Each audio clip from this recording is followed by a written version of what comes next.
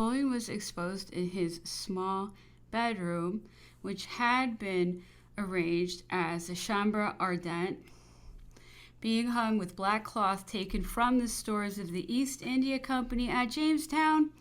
This latter circumstance communicated the intelligence of Napoleon's illness and death to the inhabitants of the island, who, surprised to see so many articles conveyed away, endeavored, as well as the employees themselves, to ascertain the use to which they were to be appropriated, and for which they saw no cause. Curiosity increased and became general in proportion as the object of it became known. The strangest ideas, the most extraordinary reports were beginning to be circulated when a Chinese person revealed the mystery. A universal cry of surprise was then heard. Everyone was astonished, thunderstruck. What? General Bonaparte was seriously ill? We were told that he enjoyed such excellent health. It had not been possible, for want of the necessary materials, to embalm the body, the whiteness of which was really extraordinary. It was deposited upon one of the small tent beds, furnished with white curtains as funeral hangings. The cloak of blue cloth, which Napoleon had worn at the Battle of Marengo, served to cover him. The feet and hands were exposed to view. At his right side was his sword, and on his chest a crucifix. At some distance from the body was the silver vase in which I had been obliged to deposit his heart and stomach.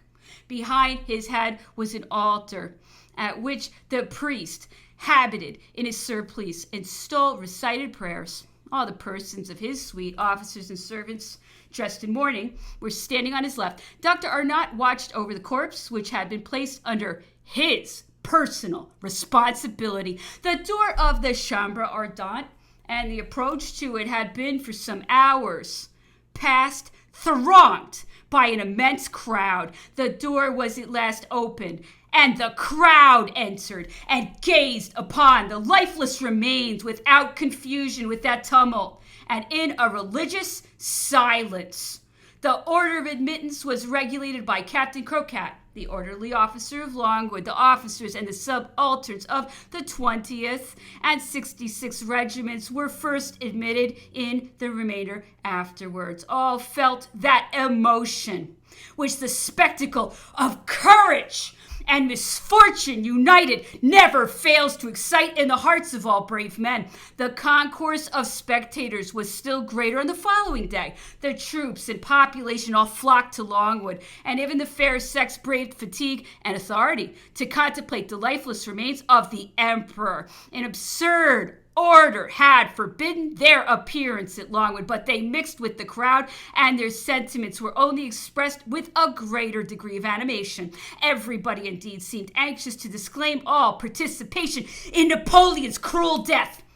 This was a great consolation to us. Whilst I was enjoying this consolation, I saw Doctors Short, Mitchell, and Burton coming from the orderly officers' quarters and advancing towards me. These gentlemen had, as I have already mentioned, been present at the autopsy ex officio, but they had not taken any active part in the operation. It had, however, suddenly occurred to them that it was their duty to frame the report of it. They had consequently written that report, now brought it to me for my signature, which I refused to give. What had I to do with English and English reports? I was Napoleon's physician. I had performed the operation of the autopsy, and it was for me to state this fact and the circumstances attending it. I could neither disguise anything nor listen to any suggestions. I offered a copy of my own report, but it did not answer the desired purpose and was therefore rejected. The coffin which was to receive the emperor having been brought, I was obliged to place the heart and stomach in it. I had flattered myself that I should be able to convey them to Europe, but all my entreaties on that subject were fruitless. I experienced the grief and mortification of a refusal. I left the first mention of these two organs in the vase in which I had at first been enclosed, and placed the second in another vase of the same metal and of a cylindrical shape, which had been used to keep Napoleon's sponge. I filled the vase containing the heart with alcohol, closed it hermetically, soldered it, and deposited it with the other at the angles of the coffin in which Napoleon was laid. A body was first placed upon a kind of mattress and pillow in a tin box lined with white satin. The emperor's hat, which could not remain on his head for want of room, was placed on his feet. Eagles, some pieces of all the coins bearing his effigy, his fork and spoon, his knife, a plate with his arms, were also put in that box, which was carefully soldered and placed in another of mahogany. A third of lead received these two boxes. The whole was finally enclosed in a fourth of mahogany, which was closed and secured with iron screws. The coffin was then covered with the cloak of Napoleon, which he had worn at the Battle of Marengo, and exposed on the same spot where the body had lain. Arnott continued to watch and Vignali to pray, whilst the crowd, which increased every hour, were allowed to circulate round these mournful objects. Exhausted with fatigue and grief, we were going to withdraw when Hudson joined us.